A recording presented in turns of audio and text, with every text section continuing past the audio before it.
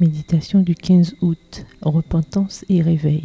Terre, sois sans crainte, sois dans l'allégresse et réjouis-toi, car c'est l'Éternel qui a fait de grandes choses. Joël 2, le verset 21. Représenté par une invasion de sauterelles, Joël lance un appel dramatique à la repentance et à la restauration. Il exhorte à un retour à Dieu avant le jour du jugement qu'il appelle le jour du Seigneur. Il assure que la puissance de Dieu est illimitée, que son pardon est toujours disponible et que la repentance ainsi que la restauration apportent une joie incomparable. Voici le message de Joël. Déchirez vos cœurs et non vos vêtements et revenez à l'Éternel votre Dieu, car il fait grâce, il est compatissant, lent à la colère, riche en bienveillance et il regrette le malheur qu'il envoie. Joël 2, le verset 13. Dieu attend un changement intérieur du cœur, une attitude correcte qui se traduit par un comportement correct. C'est le cœur qu'il faut travailler avant tout, pas l'image. Comment ? En se tournant vers le Seigneur notre Dieu.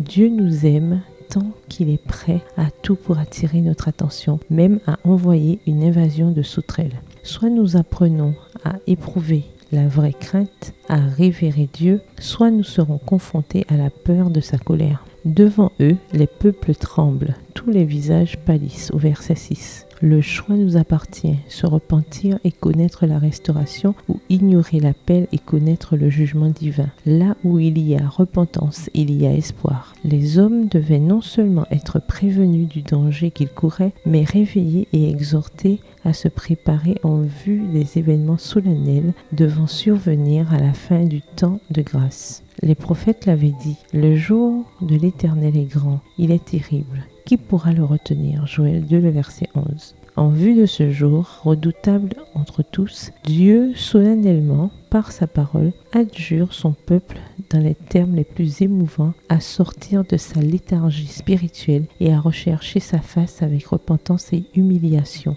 Publier un jeûne, une convocation solennelle, assembler le peuple, former une sainte réunion, assembler les vieillards, assembler les enfants, même les nourrissons à la mamelle, que l'époux sorte de sa demeure et l'épouse de sa chambre, qu'entre le portique et l'autel pleurent les sacrificateurs, serviteurs de l'Éternel. Joël 2, les versets 1, 15 à 17 et le verset 12. Une grande réforme devait se produire pour préparer un peuple digne de subsister au jour de Dieu. Voyant que plusieurs de ceux qui prétendaient être ses enfants n'édifiaient pas en vue de l'éternité, Dieu dans sa miséricorde allait leur adresser un message d'avertissement pour les arracher à leur torpeur et les amener à se préparer pour la venue du Seigneur. Texte tiré du livre La tragédie des siècles au chapitre 17, aux pages 274 à 275. Préparez-vous pour ce grand jour afin qu'il soit un jour de joie et non de peur. Bonne journée et que l'Éternel vous bénisse.